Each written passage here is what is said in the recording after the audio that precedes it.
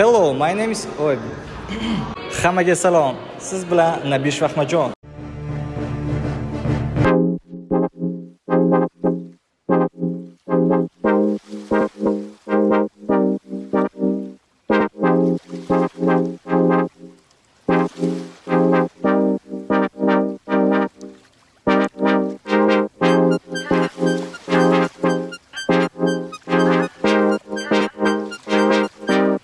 O'zbekistonda ilk bor o'zbek tilida street workout va workout yo'nalishi bo'yicha o'quv mashqlarini o'zbek tilida olib boraman. O'quv mashqlarini olishdan oldin 4 ta savolga javob beraman. Birinchi savol: kimsiz yoki nima ish qilasiz? Men O'zbekiston Street Workout Federatsiyasida lideri, ya'ni O'zbekistonga street workoutni olib kelganman. Ikkinchi savol: pretenchiyasizmi, kashichasizmi, nimadir iste'mol qilasizmi? Yo'q, hech narsa iste'mol qilmayman. Uyda nima pishirsa, shuni yeyman.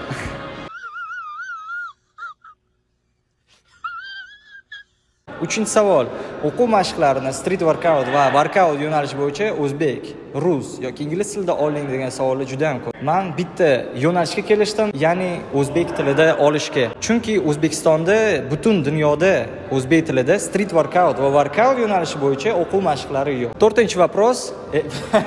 Men o'zbek tilida gapiryapman, lekin nima deyotganimni o'zim tushunganim yo'q.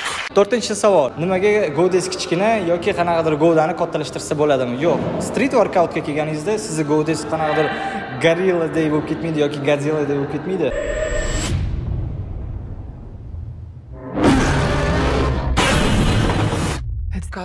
Oddiy formada, ya'ni o'zingizni formada ushlaysiz. Hamma shu sportga kelganida birinchi o'rinda workout bilan shug'ullanish kerak. Ya'ni bu umumiy jismoniy tayyorgarlik.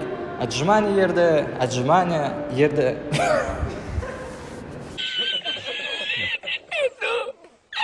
Bu sportga kirib kelganida birinchi bo'lib workout yo'nalishidan boshlash kerak. Sababi workout yo'nalishi bu boshlang'ich hisoblanadi, ya'ni 0 dan hisoblanadi.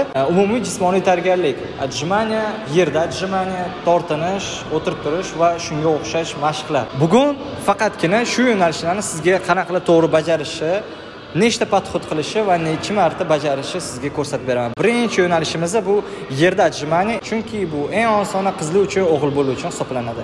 Birinchi mashqimiz bu yerda отжимание. Bizga hech narsa kerak emas, faqatgina yer, pol kerak bo'ladi, bo'sh joy. Birinchisi bu qo'llar, ya'ni qo'llarni yerga to'g'ri qo'yish kerak. To'g'riga emas, sal yorug'iga qo'yib, yelka kengligida har doimgidek qo'yamiz. To'g'ri отжимание yelkani oldinroq va belni ushlaymiz. Tushib chiqqanda bel bilan tushib chiqamiz. Ko'pchilik xato qiladigani bu yelkani va tanani bir xil ushlaydi, ya'ni ko'rinishi. Keyingi xatoyimiz belni ushlamasdan отжимание qiladi. Keyingisi belni tepaga ko'tarib отжимание qiladi.